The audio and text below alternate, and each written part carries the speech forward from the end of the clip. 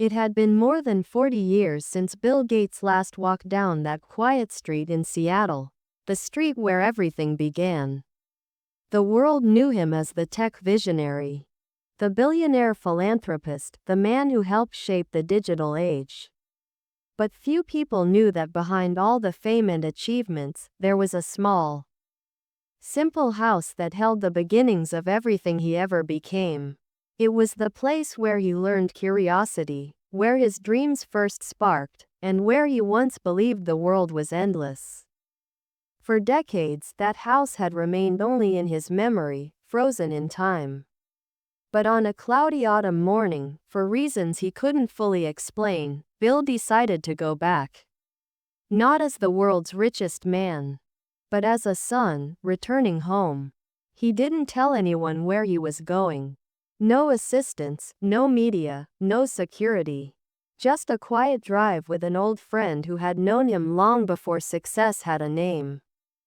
As the car turned onto the familiar road, a strange mix of excitement and fear filled him. The trees looked older, their branches heavier, leaning over the street like they were protecting the memories of everyone who had once lived there. The pavement had cracks now, and the neighborhood looked smaller than he remembered, as if time had shrunk everything except his nostalgia. When he finally saw the house, his heart stopped for a moment. The white paint had faded, the wooden fence was chipped, and the garden his mother once tended was now wild and overgrown. But it was still home. The same front porch, the same steps he used to run down to catch the school bus, the same big window where his mother used to wave at him every morning. He sat quietly in the car, staring at it, almost afraid to get out. "It feels like looking at an old photograph that suddenly came alive," he said softly. His friend nodded, understanding the weight of the moment. When he finally stepped out, his shoes crunched against the gravel driveway, and for a brief second, it felt like time folded, like the boy he once was had come running out to meet him. He walked slowly toward the door, every step carrying years of memories. He could almost hear his mother's voice calling him in for dinner, smell the old wooden furniture, and see the books scattered on his childhood desk.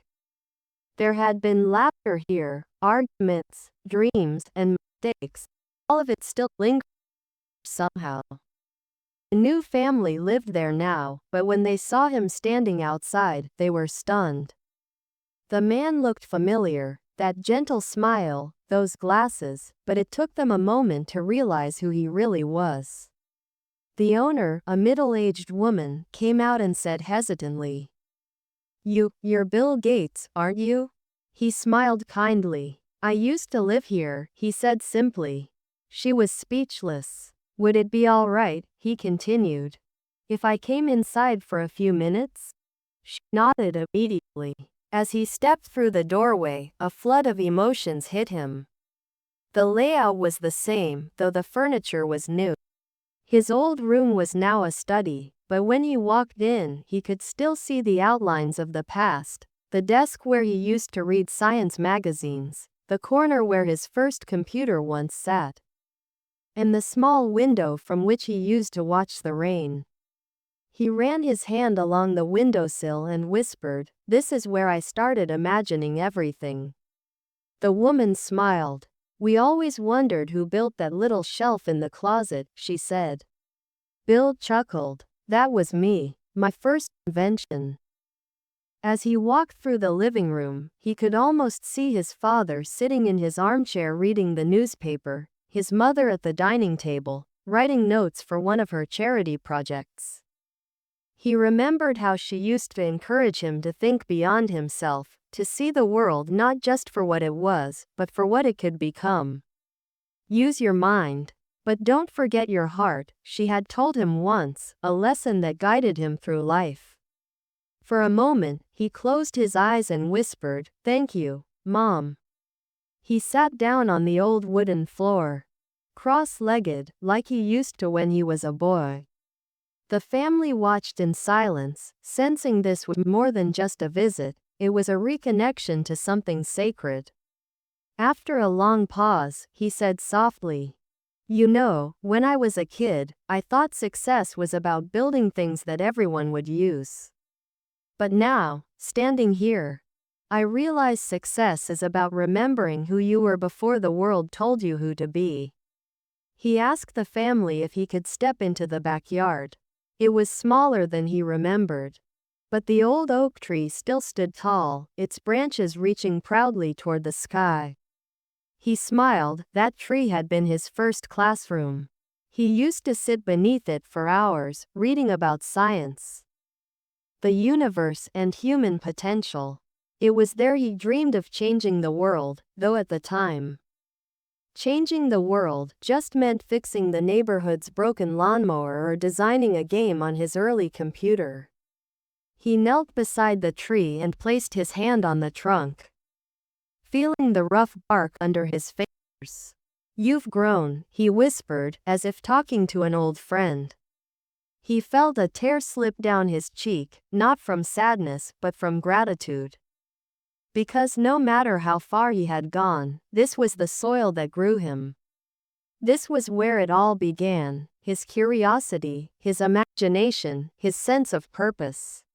The woman brought him a cup of coffee, and they sat quietly in the backyard. She asked gently, "Do you miss it? The simplicity of this place?" He smiled. "More than you'd imagine. Back then, life was small, but my dreams were big. Now, life is big, but sometimes I miss when things were small." She nodded, understanding what he meant. Success had given him the world, but it had also taken away something intangible, the innocence of beginnings. After a while, he stood up and looked at the house one last time. He asked if he could take a small stone from the garden. The woman said yes, and he picked one up, rubbing it gently between his fingers before slipping it into his pocket. "Just a little piece of my foundation," he said with a warm smile. As he walked back to the car, the neighborhood kids playing nearby shouted, "Hey, are you the computer guy?" He laughed, waved, and said, "Maybe. But I used to be the kid who played right where you're standing." The drive back was quiet. His friend noticed that he kept looking at the stone in his hand. Finally, Bill said, "You know, people think building a company was my greatest creation. But honestly, I think my greatest creation was the mindset that started in that little room, believing that ideas could change lives." He paused, then added softly, "And that belief came from my parents. From that house. I owe it everything." When he returned to his foundation office the next day, his assistant handed him a schedule full of meetings. But before doing anything, he placed that small stone on his desk. Every time he looked at it, he smiled.